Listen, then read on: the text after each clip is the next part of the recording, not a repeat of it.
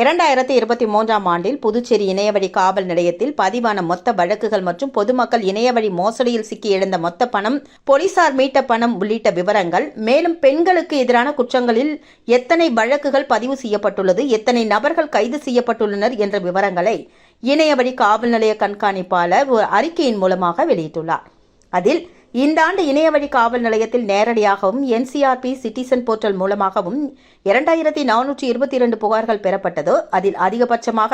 பண இழப்பு சம்பந்தப்பட்ட புகார்கள் 18,03,83,000 ரூபாய் மதிப்புடைய பணத்தை ஏமாற்றி இணையவழி மோசடிக்காரர்கள் கொள்ளையடித்தது சம்பந்தமாக புகார்கள் வந்துள்ளது என்றும், 90 வழக்குகள் பதிவு செய்யப்பட்டு 2,83,00,000 ரூபாய் மீட்டு உரியவர்களிடம் ஒப்படைக்கப்பட்டுள்ளது என்றும், மேலும் 5 கோடி ரூபாய் மீட்பதற்கான நடவடிக்கைகள் நடந்து வருவதாகவும், இதில் 90% தொகையை இழந்ததற்கு காரணம் பொதுமக்களுடைய பேராசைதான் என்பது காவல்துறை விசாரணையில் தெரிய வந்துள்ளதையும் சுட்டிக்காட்டியுள்ளனர்.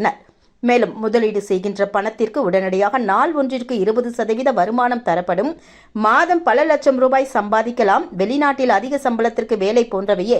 பெரும்பாலானவர்கள் பணத்தை இழந்ததற்கு காரணமாக அமைந்துள்ளதாகவும் தெரிவித்துள்ளனர். பெண்களுக்கு எதிரான குற்றங்களில் 32 வழக்குகள் பதிவு செய்யப்பட்டு அனைத்து வழக்குகளுமே குற்றவாளிகள் கண்டுபிடிக்கப்பட்டுள்ளதாகவும், அதில் 29 குற்றவாளிகள் கைது செய்யப்பட்டு தலைமை குற்றவியல் நீதிபதி முன்பு ஆஜர்படுத்தப்பட்டு சிறையில் அடைக்கப்பட்டுள்ளனர் என்றும்,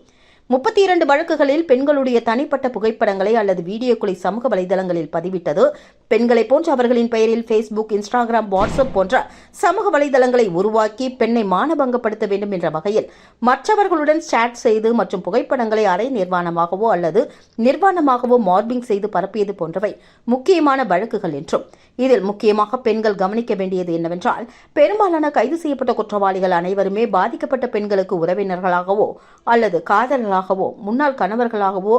இப்போது வேகமாக பரவிக்கொண்டிருக்கும் ஒரு கலாச்சாரமாக பெஸ்டியாகவோ இருந்தனர் என்பது குறிப்பிடத்தக்கது. ஆகவே பெண்கள் அவர்களுடைய காதலர்களையோ பெஸ்டிகளையோ கணவர்களையோ ஆண் நண்பர்களையோ நம்பி எந்த ஒரு தனிப்பட்ட புகைப்படத்தையும் வீடியோக்களும் எடுத்துக்கொள்வதோ அல்லது அவர்களுக்கு அனுப்பி இதுபோன்ற சங்கடத்திற்கு ஆளாக வேண்டாம் என்று அவர் வேண்டுகோள் விடுத்துள்ளார். 1593 செல்போன் தொலைந்த போன வழக்குகள் பதிவாகியுள்ள நிலையில் அதில் சுமார் 60 லட்சம் ரூபாய் மதிப்புடைய 516 செல்போன்கள் கண்டுபிடித்து உரியவர்களிடம் ஒப்படைக்கப்பட்டுள்ளதாக இணையவழி காவல்துறை கண்காணிப்பாளர் வெளியிட்டுள்ள கடந்த ஆண்டு நடைபெற்ற குற்ற சம்பவங்கள் அறிக்கையில் வெளியிட்டுள்ளார்.